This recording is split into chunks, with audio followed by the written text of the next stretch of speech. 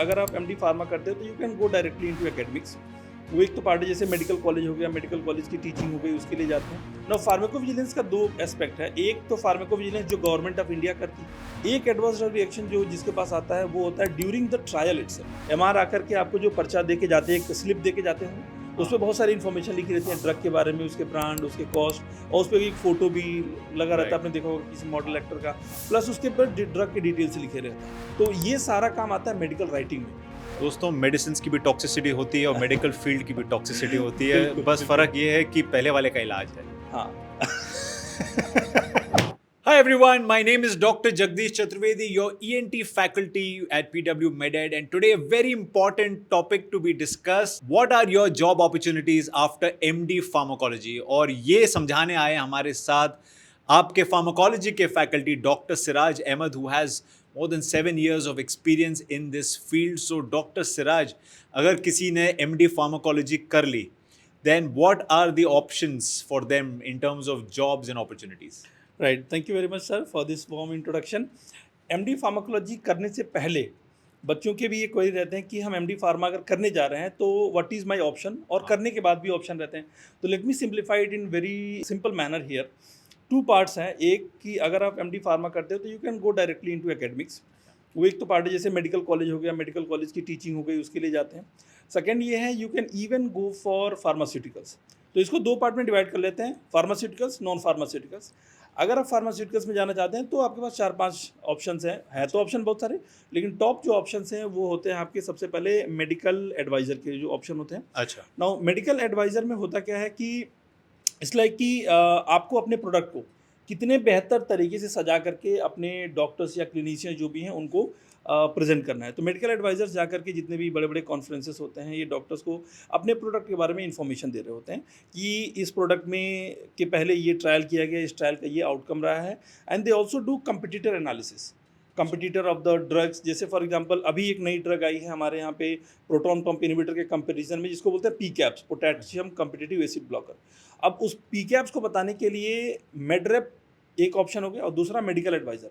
मेडरेप जिसको हम कॉमन भाषा में एमआर बोलते हैं। तो आपके क्लिनिक में भी सर एमआर आते होंगे? बिल्कुल आते वो क्या करते हैं? एमआर आते हैं आपके यहाँ, क्या काम करते हैं वो? नहीं, आते हैं अपने ड्रग्स के बारे में बताते हैं और एंड सैंपल देते हैं सैंपल और एक देते हैं। पेपर रख के चले जाते हैं। बिल्कुल। अब उसके आगे की जो जानकारी होती है वो ये प्रोवाइड कर रहे होते हैं, जिनको हम बोलते हैं मेडिकल एडवाइजर। जैसे कि उससे साइंटिफिक डिटेल्स, वो ट्रायल कहाँ कहाँ पे हुआ, उस ट्रायल के क्या क्या फैलेसिस रहे हैं, क्या क्या आउटकम्स रहे हैं। फैलेसी तो कोई क्या ही बताता है, लेकिन हाँ अपने प्रोडक्ट को अच्छे से सजा करके बताने का काम करते हैं ये मेडिकल एडवाइजर। सो बच्चों, medical advisors a very important role, ये आप ध्यान में रखना। ये हाँ। आपके बुआ फूफा जी और ताऊ नहीं है जो आपको मेडिकल एडवाइस देते हैं बेफालतू के। ये actual medical adviser, and it's actually one of the very good important positions very very in important. It pharmaceutical decides a lot about the clinicians, जो उनका प्रिस्क्रिप्शन होता है उसमें इनका बहुत बड़ा रोल होता है। So that's a very important option. और बाकी क्या है इसमें? इसके अलावा सर मेडिकल रिव्यूअर का काम होता है। मेडिकल रिव्यूअर का मेन रोल जो होता है वो स्टैंड करता है ड्यूरिंग द ट्रायल। तो ट्रायल में जब जैसे कई एस्पेक्ट्स हैं, अगर फार्माकोकाइनेटिक पैरामीटर को देखा जाता है, एब्जॉर्प्शन है, डिस्ट्रीब्यूशन है, मेटाबॉलिज्म, एक्सक्रीशन, तो हर एस्पेक्ट में अलग अलग लोग इन्वॉल्व हैं। And they will be getting a job जिसमें उनके पास जो डेटा आएगा उस डेटा को उनको एसेस करना है, रिव्यू करना है। And if there is any fallacy they are going to find it out and they are going to report it back. Medical reviewer. Medical reviewer बच्चों, मेडिकल रिव्यूअर भी बहुत इंपॉर्टेंट चीज है। ये हाँ। आपका एसआर नहीं है जो आपके हर मेडिसिन को रिव्यू करके बता रहा है कि आपकी क्या क्या गलती हैं। ये प्रॉपर नहीं। मेडिकल रिव्यूअर है for reviewing studies and clinical. तो जो ड्रग अप्रूव हो हाँ। रहे हैं उनमें मेडिकल रिव्यूअर का भी सबसे बड़ा रोल होता है। Very good. राइट। उसके बाद आता है हमारे फार्माकोविजिलेंस। ना फार्माकोविजिलेंस का दो एस्पेक्ट है। एक तो फार्माकोविजिलेंस जो गवर्नमेंट ऑफ इंडिया करती है। फार्माकोविजिलेंस मतलब रिपोर्टिंग एंड एडीआर, जो आप रिपोर्ट करते हो अगर कोई एडवर्स ड्रग रिएक्शन हुआ। एक एडवर्स ड्रग रिएक्शन जो जिसके पास आता है वो होता है ड्यूरिंग द ट्रायल इटसेल्फ। तो ट्रायल के दौरान जो भी एडवर्स ड्रग रिएक्शन आते हैं, एडवर्स इवेंट्स आते हैं, उसमें आपका जॉब लगता है वो फार्माकोविजिलेंस सेक्टर में होता है। So they mainly assess the ADR and उसके बेसिस पे वो डिसाइड करते हैं वेदर इसको आगे हमें पुश करना है या हमें क्या इसमें मॉडिफिकेशन करना है। अच्छा। उसके अलावा जो होता है हमारे पास जो रहते हैं वो होता है मेडिकल राइटर। मेडिकल राइटर के हाँ। पहले pharmacovigilance guys, another important thing that is vigilance on you know Drugs. Drugs. हाँ। It is not that nurse in your ward जो चुगली करके एचओडी को बताती है और सब फार्माकोविजिलेंस करती है कि इसने ये दवाई लिखी वो दवाई लिखी. This is a proper proper pharmacovigilance. Vigilance drug जो- के बारे में जो भी एडवर्स इवेंट्स आते हैं हाँ. वो विजिलेंस के अंडर में आता है. Very ये मैं सारी बातों को बड़े शॉर्ट में बता रहा हूँ. Very इसके जो डिटेल वर्जन होंगे, डिटेल वर्जन हम एक एक पैनल के साथ डिस्कस करेंगे जो बिल्कुल. इस अलग अलग सेक्टर में काम कर रहे हैं खुद. उसके अलावा जो मेडिकल राइटर हैं, मेडिकल राइटर का काम क्या है, अब मैं इसको सिंप्लीफाई करने के लिए बोलूँगा. सर आपके जो एमआर आते हैं, हाँ. एमआर आकर के आपको जो पर्चा दे के जाते हैं, एक स्लिप दे के जाते होंगे, उसमें हाँ. बहुत सारी इन्फॉर्मेशन लिखी रहती है हाँ, ड्रग के हाँ. बारे में, उसके ब्रांड, उसके कॉस्ट, और उस पर एक फोटो भी लगा रहता है. Right. आपने देखा होगा किसी मॉडल हाँ. एक्टर का, हाँ. प्लस उसके ऊपर ड्रग के डिटेल्स लिखे रहते हैं. ठीक है, तो ये सारा काम आता है मेडिकल राइटिंग में.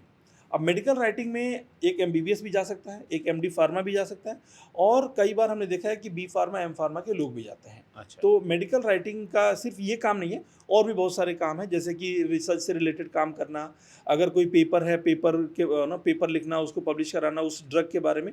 मेडिकल राइटिंग का बहुत ही ब्रॉड एस्पेक्ट है. तो बेसिकली जो एकेडमिक पार्ट है, ये ड्रग जो अप्रूव हो रहे हैं, वो सारा का सारा मेडिकल राइटिंग में आ जाता है. वंडरफुल. तो आपने 4 चीजें बताई which Right. Comes under pharmaceuticals, medical Pharmaceutical adviser, advisor, medical reviewer, reviewer, pharmacovigilance, vigilance and medical writer. Writer. So Right. These are 4 opportunities guys which come under pharmaceutical. अब non pharmaceutical में क्या आता है doctor? Right. Non pharmaceutical बताने से पहले मैं बता दूं कि ये सिर्फ 4 हैं जो टॉप वाले हैं. अच्छा. बाकी इसके अंडर में बहुत सारे आते हैं. Okay, इसके अंडर में okay. जैसे अब जाते हो. अब आते हैं non pharmaceutical. So non pharmaceutical में एक तो आप एमबी फार्मा लिए, वहीं से आप सीनियर रेजिडेंसी कर लेते हो, एंड आफ्टर दैट एपी बनते हो, और बाकी वो टॉक्सिसिटी आप समझ सकते हो, जो है वो एक लाइफ चलती जाती है उनकी, जो पर्सनल लाइफ है. दोस्तों, मेडिसिन की भी टॉक्सिसिटी होती है और मेडिकल फील्ड की भी टॉक्सिसिटी होती है. बिल्कुल, बस बिल्कुल. फर्क ये है कि पहले वाले का इलाज है. हाँ. नहीं, ऐसा नहीं है. ठीक है, it depends, place to place vary करता है. हम ऐसे जनरलाइज नहीं करेंगे किसी को. Place to place definitely vary कर रहा है. अच्छा, इसके बाद से जो मेडिकल ये वाला जो चीज़ होगा, उसके अलावा मैंने देखा आजकल एक बहुत अच्छा ट्रेंड आया है कि people are not stopping themselves, जिसको हम बोलते हैं जेन जी, है ना. They are not stopping themselves from earning या पुटिंग देयर लिमिट्स. अब वो अपने आप को लिमिट नहीं कर रहे. A very good trend that is running right now is clinical practice. MD pharma करने के बाद किसने रोका है आपको क्लिनिकल प्रैक्टिस से? आप करिए क्लिनिकल प्रैक्टिस. डॉक्टर तो बने हो पेशेंट को ट्रीट करने के लिए. आप कर रहे हो, हम कर रहे हैं, और जितने लोग हैं, मेरे जितने बहुत सारे फ्रेंड हैं जो कि एक अच्छे पोजीशन पे हैं और अच्छी खासी पेशेंट बैकअप है. मतलब मैं बता रहा हूँ, एमडी मेडिसिन की उतनी नहीं है जितनी की एमडी फार्मा और एमडी फिजियो की है. ओपीडी, डेली बेस की ओपीडी में बता रहा हूँ. तो it all depends on your on skills, patient communication skill, and जो आप मेडिसिन लिख रहे हो उसके बारे में कितना नॉलेज है. तो सर, मेडिसिन लिखने का जो नॉलेज है वो कहाँ से आता है? जब आप एमडी फार्मा करते हो. एमडी फार्मा से बेहतर कौन बता सकता है कि एक ड्रग है, उसका क्या इंटरेक्शन हो सकता है, क्या साइड इफेक्ट हो सकता है. हाँ, ये बात अलग है कि एक क्लिनिकल डायग्नोस करना और एमडी फार्मा में अंतर तो बिल्कुल है. क्योंकि एक एमडी मेडिसिन ने जितनी पढ़ाई करी है वो हम एमडी फार्मा से नहीं कर सकते. बट जनरल प्रैक्टिस करने से किसने रोका आपको? That's actually a very very important point doctor Siraj. Thanks for bringing it up. बहुत सारे स्टूडेंट्स ये भूल जाते हैं कि अगर हम स्पेशलिटी करते हैं तो वो हमारा बेस जो बेसिक मेडिकल डिग्री का है वो भूल जाते हैं. You can see patients any time, कोई आपको नहीं रोक रहा. And another important thing is if you doing MD pharmacology then of course आपको ड्रग्स, डोसेजेस, एडवर्स रिएक्शंस, इन सब की नॉलेज बेटर है और जनरल प्रैक्टिस खूबी अच्छी तरह से कर सकते हैं. आराम से. It all depends on the hard work. मैंने तो ये देखा, मैं बच्चों को बार बार बोलता भी, मेरे स्टूडेंट्स को बार बार बोलता हूँ कि it all depends on your on hard work. अगर आप एक हार्ड वर्किंग स्टूडेंट हो, आप क्लिनिकल प्रैक्टिस में भी एक्सेल कर सकते हो. तो नॉन फार्मास्यूटिकल के भी बहुत सारे ऑप्शन है, one of which will be your clinical practice. They can also go in clinical practice. And और कोई फेलोशिप्स जो कर सकते हैं? फेलोशिप बहुत सारे हैं, लेकिन वो अगेन गवर्नमेंट ऑफ इंडिया के थ्रू अप्रूव नहीं है, एनएमसी या कहीं से भी अप्रूव नहीं है. लेकिन हाँ, प्राइवेट है लिखने के लिए. It's looks good. Fellowship in diabetes mellitus लिख लेते हैं लोग.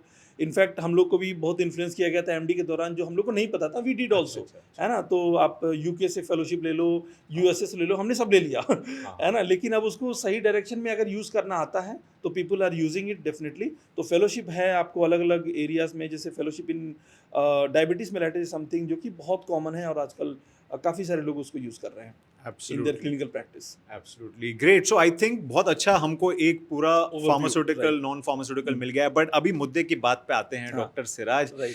कि ये जो फील्ड है इसमें अर्निंग पोटेंशियल क्या है? I know Yes. बहुत सारी चीजें, बट हाँ, रेंज एक आप मोटा मोटी बता दें। देखिए, मुद्दे की बात तो आपने बिल्कुल सही बोली कि ये मुद्दे की बात है, क्योंकि हर स्टूडेंट जो मैसेज करता है वो हाँ. ये बात जरूर पूछता है कि भाई कमाई कितनी होगी, ये हाँ. बता दो। ठीक है, कमाई के बारे में बता दूं, अगर आप फॉर एग्जांपल नॉन फार्मास्यूटिकल जैसे जाते हो, अगर आप मेडिकल कॉलेज वाले में जाते हो, तो उसका जो कमाई का एक एरिया है ना, उसमें कैपिंग है, मतलब अच्छा. फिक्स है। आपको भी पता है कि हाँ. मेडिकल कॉलेज में जाते हो तो एसआर की सैलरी है, हाँ. एपी की सैलरी है, एसोसिएट की है और प्रोफेसर की है, उसमें कोई चेंजेस नहीं है। हाँ. हाँ, थोड़े चेंजेस होंगे कि आप किस स्टेट से कर रहे हो। साउथ में थोड़े कम हैं, हमारे नॉर्थ में थोड़े ज़्यादा हैं, दिल्ली में थोड़े ज़्यादा हैं, यूपी बिहार में थोड़े ज़्यादा, ऐसे करके हैं। मेडिकल कॉलेजेस में तो सैलरीज इनवर्सली प्रोपोर्शनल टू इज्जत, सो वो तो हो ही जाता है। ये इनवर्स रिलेशनशिप वाला इंपॉर्टेंट था गुरु, है ना, ये सही था, है ना। तो ये बात हो गई। अब आते हैं फार्मास्यूटिकल में। फार्मास्यूटिकल्स का अगर बात करें तो जो सैलरी का रेंज है, हाँ. इट एक्चुअली डिपेंड्स आपकी जो निगोशिएशन स्किल है। अच्छा. अब इसको मैं सिंप्लीफाई करने के लिए बोलता हूँ कि मान लीजिए एक ऐसा डॉक्टर है जो कि चेन्नई से कर रहा है पीजी, चेन्नई से पीजी करता है सर, उसकी जो एमडी की स्टाइपेंड होती है around 40 to 50, I think more और लेस 60 तक जाता है। I am not exactly sure about the figure, लेकिन 50-60 इसी के आसपास रहता है। एसआर को 70-75 मिलता है, ये मुझे पता है। तो एमडी में इतना ही मिलता होगा, 60 तक है। अगर कोई बंदा दिल्ली से कर रहा है, या मान लीजिए मेरे कॉलेज एएमयू से कर रहा है या बीएचयू से कर रहा है, तो उनकी जो स्टाइपेंड होती है मंथली 1 प्लस जाती है, 1 लाख पर मंथ जाती है। ओके. तो एक बंदा जो साउथ से कर रहा है, जिसको 60,000 मिल रहा है, अगर वो फार्मास्यूटिकल इंडस्ट्री में जाता है, ये बस एक राउंड फिगर में बोल रहा हूँ, एग्जैक्ट फिगर तो वेरीज। तो जब वो फार्मास्यूटिकल इंडस्ट्री में जाता है, तो अगर उसको मान लीजिए किसी ने 80 ऑफर कर दिया, 80 पर मंथ, तो उसके लिए तो बहुत बड़ी बात वो तो होगी ले लेगा, कि यार हाँ. मेरी 55 से 80 हो गई, हाँ. 60 से 80 हो गई, तो बहुत बड़ी बात हो गई। हाँ. तो इमीडिएटली जंप करेगा।